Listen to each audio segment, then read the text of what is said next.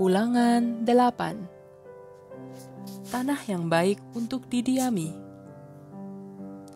Semua hukum yang saya berikan kepadamu hari ini harus kamu lakukan dengan setia, supaya kamu tetap hidup, bertambah banyak, dan mendiami tanah yang dijanjikan Tuhan kepada nenek moyangmu. Ingatlah, 40 tahun lamanya Tuhan Allahmu memimpin kamu dalam perjalanan jauh melewati padang gurun.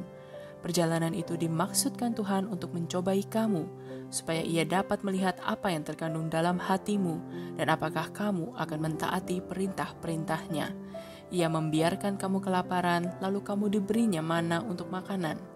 Kamu dan leluhurmu tak pernah makan makanan itu sebelumnya. Tuhan berbuat begitu untuk mengajar kamu bahwa manusia tidak hidup dari makanan saja, melainkan dari segala sesuatu yang dikatakan Tuhan. Selama 40 tahun ini pakaianmu tidak menjadi usang dan kakimu tidak menjadi bengkak. Ingatlah bahwa Tuhan Allahmu mengajari kamu seperti seorang ayah mengajari anak-anaknya. Jadi lakukanlah segala yang diperintahkan Tuhan Allahmu. Hiduplah menurut hukum-hukumnya dan hormatilah Dia. Tuhan Allahmu membawa kamu ke negeri yang subur, negeri yang banyak sungai dan mata airnya, dengan arus air di bawah tanah yang memancur ke lembah-lembah dan bukit-bukit. Negeri itu menghasilkan macam-macam gandum, anggur, buah ara, buah delima, pohon zaitun, dan madu. Di situ kamu tak akan kelaparan atau kekurangan. Batu karangnya mengandung besi, dan dari bukit-bukitnya kamu dapat menggali tembaga. Kamu akan makan sepuas hatimu dan bersyukur kepada Tuhan Allahmu untuk tanah subur yang diberikannya kepadamu. Peringatan supaya jangan melupakan Tuhan. Jagalah baik-baik, jangan sampai kamu melupakan Tuhan Allahmu. Jangan abaikan satu pun dari semua hukumnya yang saya berikan kepadamu hari ini. Kalau kamu sudah makan sepuas hatimu dan sudah membangun rumah-rumah yang baik untuk tempat kediamanmu, dan kalau sudah bertambah sapi dan kambing dombamu, perak dan emasmu, serta segala harta milikmu yang lain, jagalah baik-baik supaya kamu tidak menjadi sombong dan melupakan Tuhan Allahmu yang membebaskan kamu dari Mesir tempat kamu diperbudak. Tuhan memimpin kamu melalui padang gurun yang luas dan dahsyat, yang banyak ular berbisa dan kalajengkingnya. Di tanah yang kering tanpa air, Ia membuat air mengalir dari batu, supaya kamu dapat minum sepuas-puasnya. Di padang gurun Ia memberi mana untuk makananmu, makanan yang tidak dikenal nenek moyangmu. Tuhan melakukan itu untuk mencobai kamu dan merendahkan hatimu, supaya pada akhirnya Ia dapat berbuat baik kepadamu. Jadi jangan sekali-kali berpikir bahwa dengan usaha dan kekuatanmu sendiri kamu menjadi kaya. Ingat bahwa Tuhan Allahmu lah yang memberi kekayaan itu kepadamu.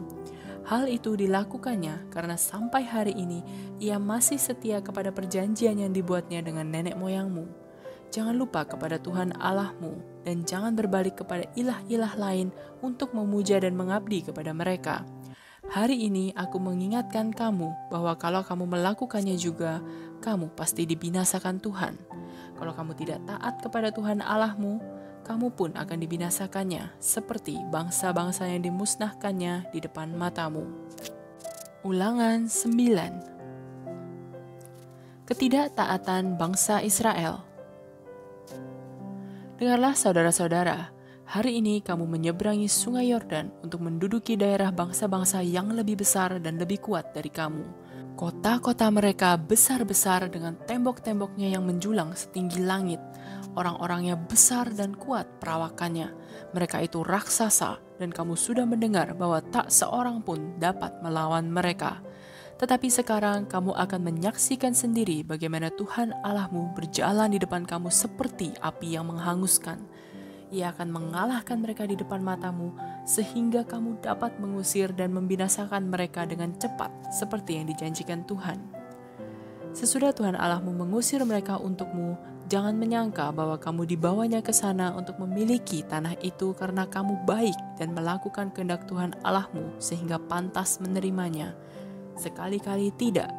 Tuhan mengusir bangsa-bangsa itu untuk kamu karena mereka jahat.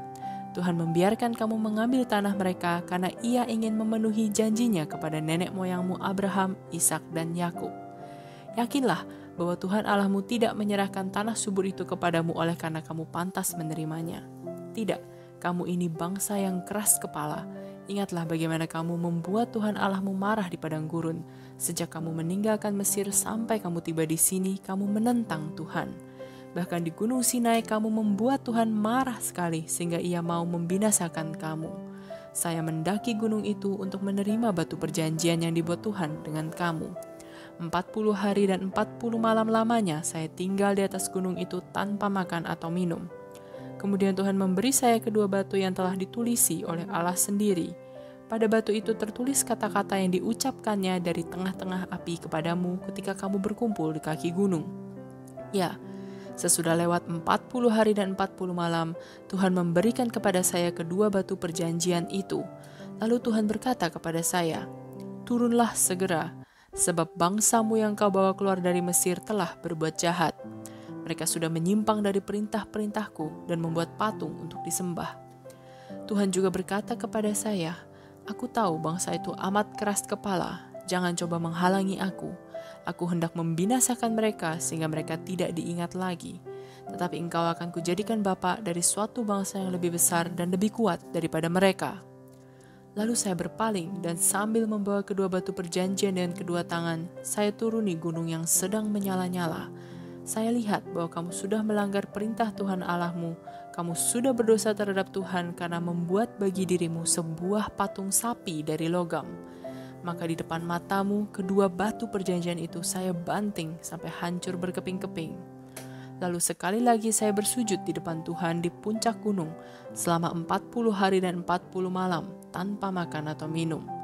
Itu saya lakukan karena kamu telah berdosa terhadap Tuhan dengan melakukan apa yang dianggapnya jahat, sehingga ia marah.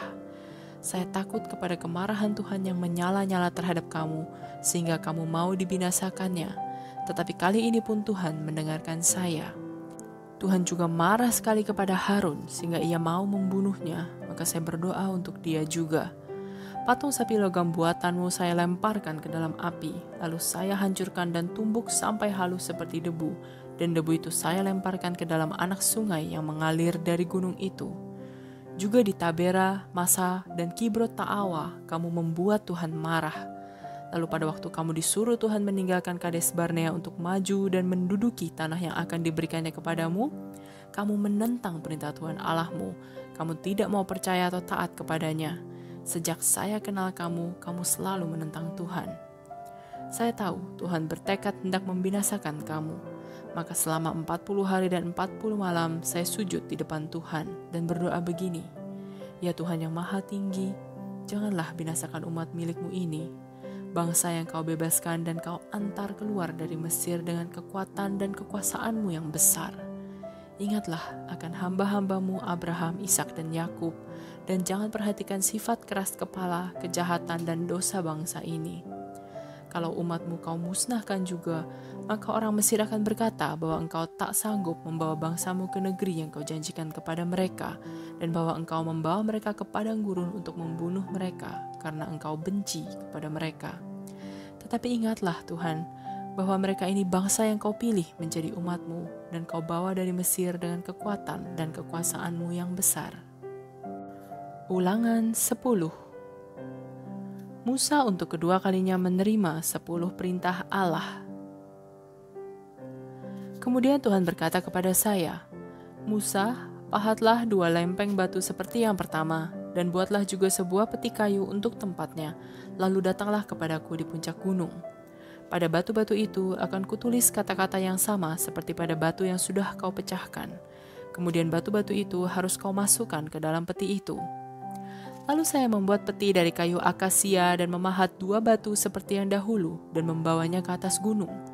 Pada batu itu Tuhan menulis 10 perintah sama dengan yang semula, yaitu perintah-perintah yang diberikannya kepada kamu ketika ia berbicara dari tengah-tengah api pada hari kamu berkumpul di kaki gunung. Sesudah itu Tuhan memberi batu tulis itu kepada saya, dan saya kembali menuruni gunung. Lalu sesuai dengan perintah Tuhan, kedua batu itu saya masukkan ke dalam peti yang telah saya buat. Dan sejak saat itu sampai sekarang, kedua batu tulis itu masih ada di situ. Kemudian orang Israel berangkat dari sumur-sumur orang Yaakan dan pergi ke Mosera. Di situ Harun meninggal dan dimakamkan. Eleazar anaknya menggantikan dia sebagai imam.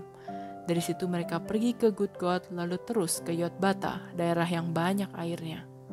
Di gunung itu Tuhan mengkhususkan suku Lewi untuk mengurus peti perjanjian dan melayani Tuhan, serta mengucapkan berkat atas namanya.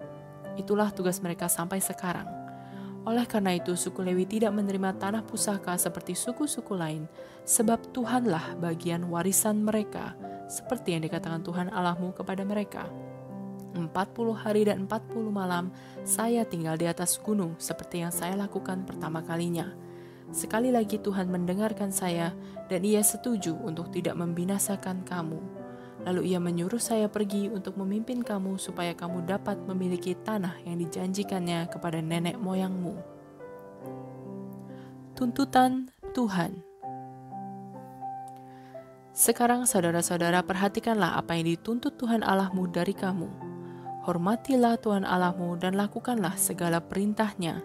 Cintailah Dia dan beribadatlah kepadanya dengan seluruh jiwa ragamu. Taatilah segala perintah Tuhan yang hari ini saya sampaikan kepadamu demi kebaikanmu sendiri. Tuhan Allahmu memiliki langit tertinggi, bumi pun miliknya beserta segala yang ada di atasnya. Tetapi kasih Tuhan kepada leluhurmu begitu besar, sehingga dari segala bangsa kamulah yang dipilihnya, dan sampai sekarang pun kamu umatnya yang terpilih. Jadi mulai saat ini kamu harus taat kepada Tuhan dan janganlah berkeras kepala lagi. Tuhan Allahmu ada di atas segala ilah dan melebihi segala kuasa. Ia Allah yang agung dan berkuasa yang harus ditaati. Ia tidak suka berpihak dan tidak juga menerima suap. Ia membela hak yatim piatu dan janda supaya mereka diperlakukan dengan adil. Ia mengasihi orang asing yang hidup bersama bangsa kita dan memberi mereka makanan dan pakaian. Maka kamu juga harus menunjukkan kasihmu kepada orang-orang asing itu, sebab dahulu kamu pun orang asing di Mesir. Hormatilah Tuhan Allahmu dan beribadatlah kepada Dia saja. Hendaklah kamu tetap setia kepadanya dan bersumpah demi namanya saja. Pujilah Dia sebab Ia Allahmu. Dengan mata kepalamu sendiri, kamu telah melihat perbuatan-perbuatan hebat dan dahsyat yang dilakukannya untukmu. Ketika nenek moyangmu pergi ke Mesir, jumlah mereka hanya 70 orang. Tetapi Tuhan Allahmu telah membuat jumlahmu sebanyak bintang-bintang di langit.